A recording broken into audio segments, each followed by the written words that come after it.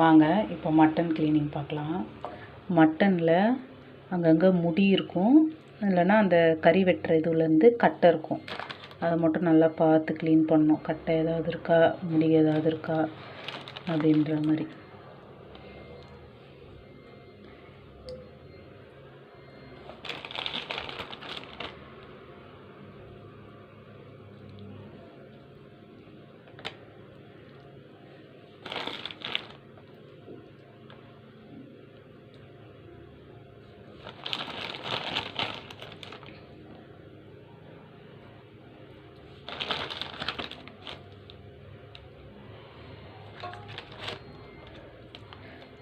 மட்டனை பொறுத்தவரை வேஸ்டேஜே கிடையாது.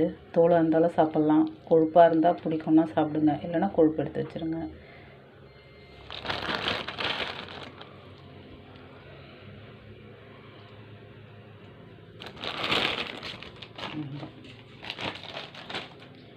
மட்டனையும் கழுவிக்கலாம்.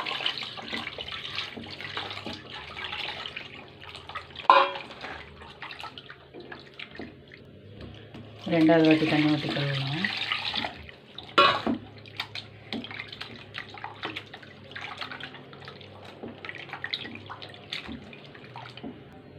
இப்போது மஞ்சத்தூள் போட்டு நல்லா கழுவி ஒரு வாட்டி ஊற்றணும்.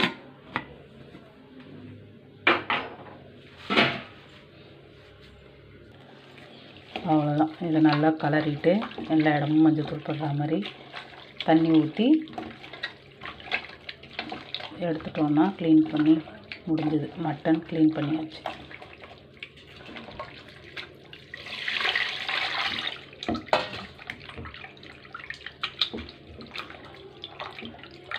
அவ்வளோதான், க்ளீன் பண்ணி கழுவியாச்சு மட்டனை. சேனலை லைக் பண்ணுங்கள், சப்ஸ்கிரைப் பண்ணுங்கள். தேங்க்யூ.